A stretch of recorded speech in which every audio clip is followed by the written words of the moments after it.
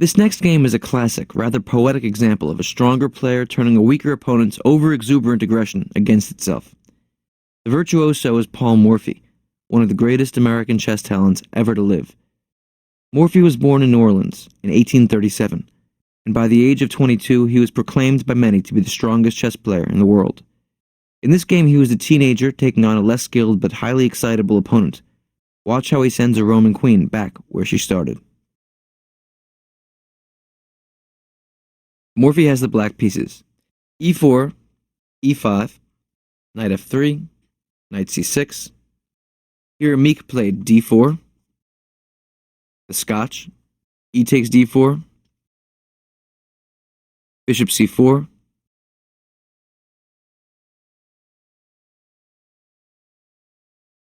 Morphy played bishop c5, and here Meek played the move knight g5, attacking the f7 pawn.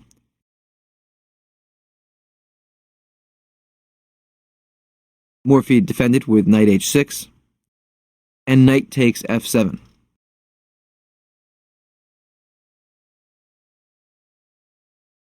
So right away we can see that Meek is an aggressive guy. He wants to go right at it. His idea is setting up a fork, which is what happened after knight takes f7. Bishop takes f7. King takes f7. See White's move here? You have a fork. You see a way to attack both the king and another piece?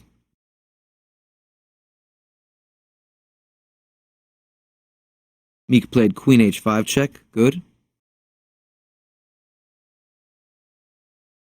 g6, and queen takes c5.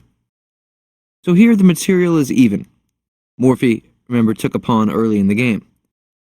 Meek has done this combination to win back the pawn, and we have a situation where Black's king is somewhat exposed, White's queen is somewhat exposed. It's on c5, and those of you who have seen the film Searching for Bobby Fischer know the idea you don't want to bring out the queen too early.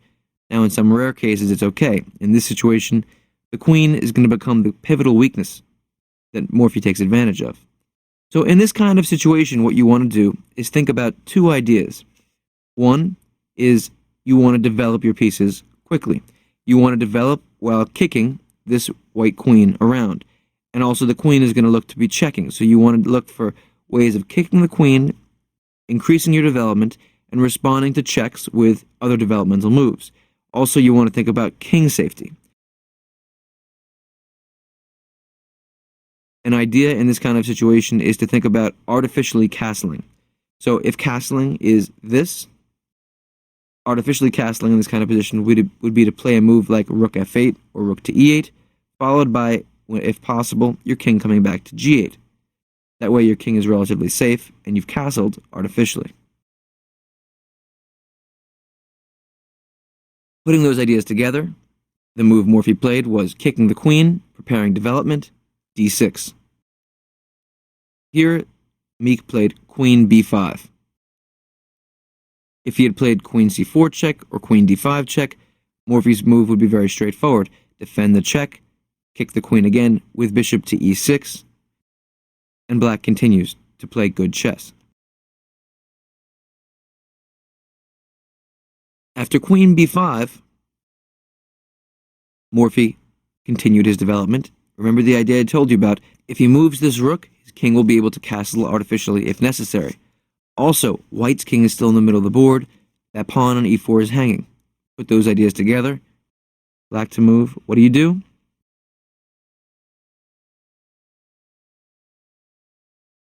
Excellent. Rook e8. Attacking the e4 pawn. Developing the rook. Perfect. Now, the truth of the matter is that this is one of those moments that White should have realized, okay, I'm getting into a little bit of trouble here. Black has his rook in the game, his knight in the game, his bishop and queen are getting ready to jump into the game. I better get my king to safety fast. Here, if White had castled, he might have been okay. He could have tried to regroup and play a chess game. But once again, we see a player caught up in his momentum, caught up in his exuberance, trying to make everything work, even when it's obviously not working. Queen b3 check. Yet another queen move. Now, what do we do? d5, an excellent move. Once again, blocking the threat.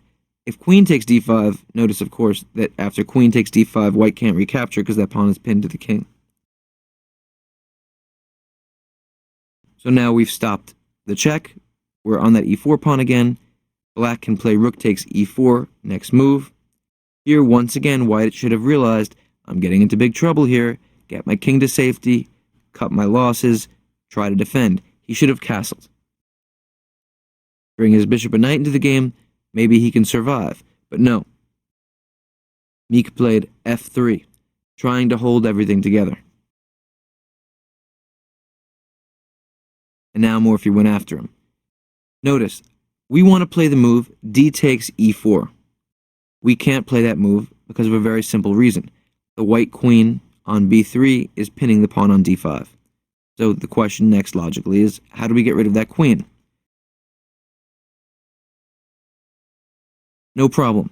Attack the queen, free up our d5 pawn, open up the center, and go after the white king. That's our plan. Black to move. What should you do? Knight a5. Very good. Attacking the white queen. When the queen moves, the e4 pawn is going to go. Here, he played queen d3, defending that pawn. Again, he's trying to hold everything up in the air. Here, Morphy played d takes e4, f takes e4, and now, white got aggressive. He started early. He played a combination. His queen has been jumping all over the board. Now his king is stuck in the middle. It's opening up. Black to play. You have a good fork here. What's your best move?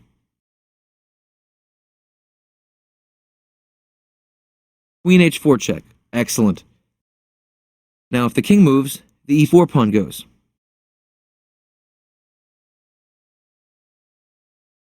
Here Meek blocked the check. He played g3. Now, once again, you're Morphy. Black to play. Very often we'll have two principles competing against one another. That's when you have to use your chess intuition. Decide which principle is more relevant to this position. In this case, the white king's lack of safety is so loud, so pronounced. It shouldn't be too hard to make the decision. Rook takes e4 check. King f2. Now, once again, you're Morphy. What do you play?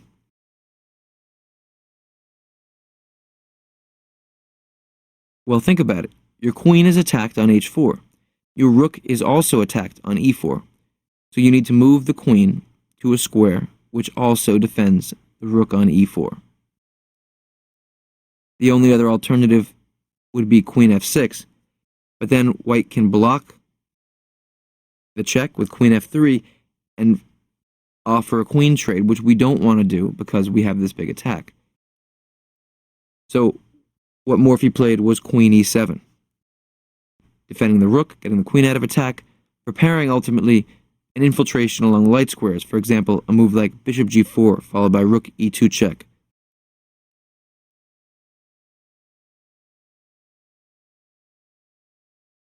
After queen e7, Meek played knight d2. Once again, you're Paul Morphy. Black to play.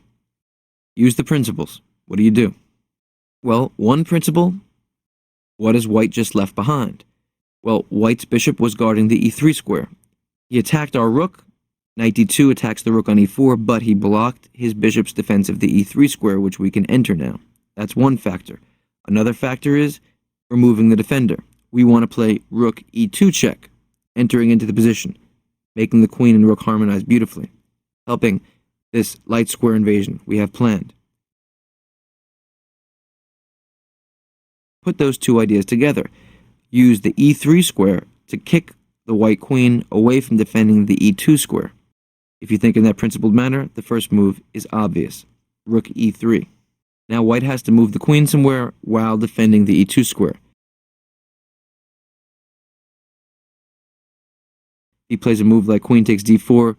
Rook e2 check is going to open up a deadly attack. For example, rook e2, the king goes back. You can play rook e1. The king goes back, and then you can play queen e2 check. The only move for white is to block that. And now, can you remove the defender of that white queen? Take a look. The queen is defended by the king. Is there a move that black can play to force the king away from that defense? Very good. Bishop h3 check. The king has to take. King takes h3. Queen takes f2. And you've won a queen.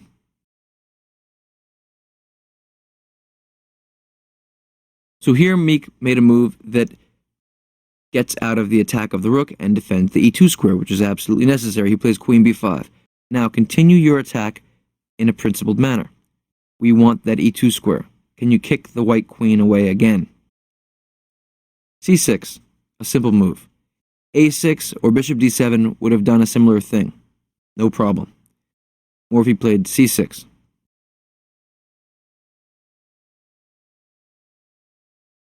Now, Meek played the move queen to f1. Once again, we see if queen takes a5, black can win by force. What do you do here? Rook e2 check. King f1. If king g1, we can play queen e3 check.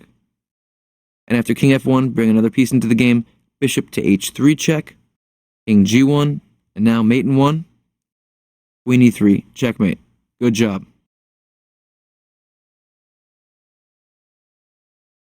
So here, queen to f1. The only square that maintains defense of that critical e2 square. Now, once again, you're Morphy. Black to move. You know the critical themes of the position. We've been talking about it so far. Your move, what do you do?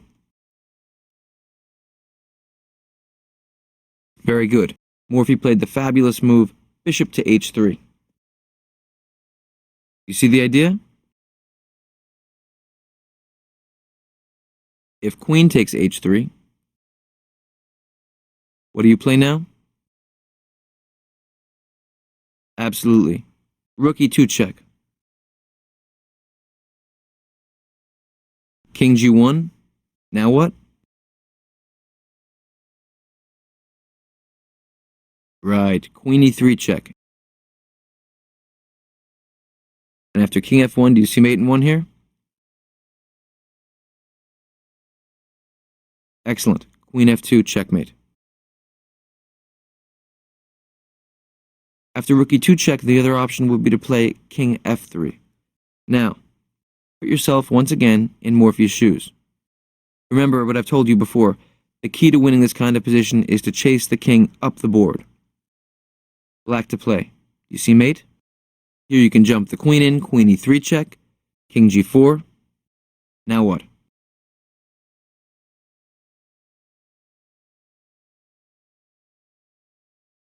Look for a good pawn check.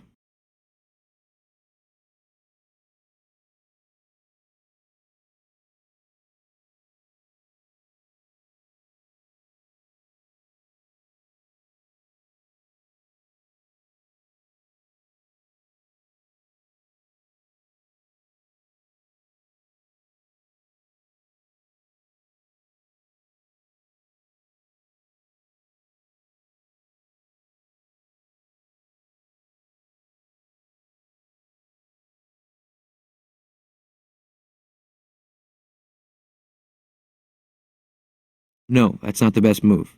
Try again.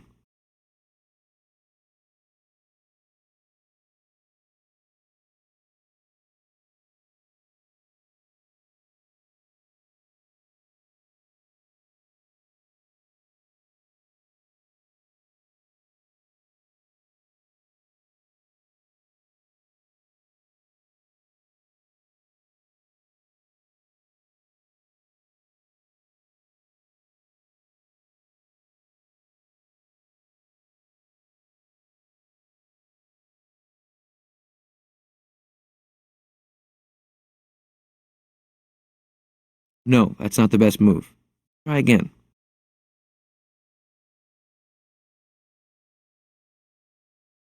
Rook to f8. Beautiful.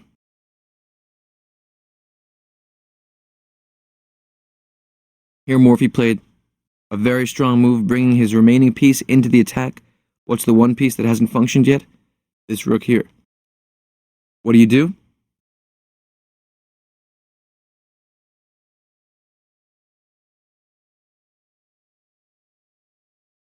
No, that's not the best move. Try again. No, that's not the best move. Try again. No, that's not the best move. Try again. No, that's not the best move. Try again.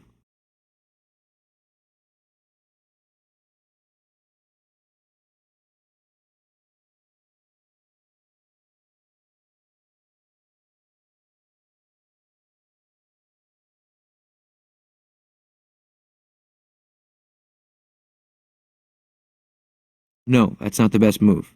Try again.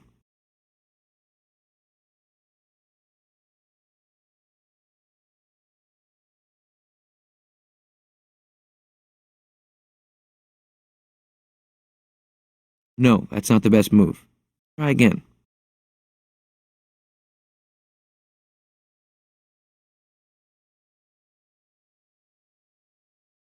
No, that's not the best move. Try again.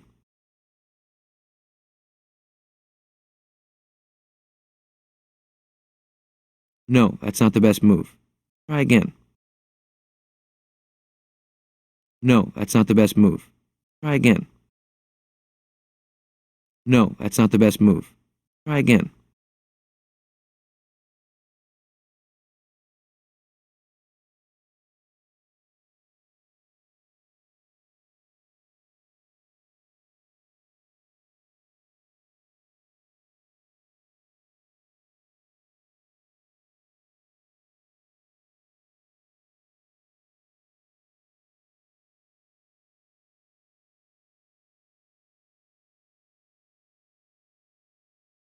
Very good.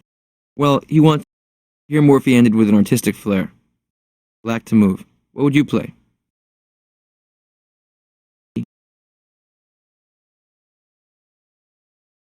Of course, after bishop takes e3, this is checkmate. The f3, knight can't be defended anymore. If white wants to, he can pile up on it again. There's nothing for white to do here. It's all over.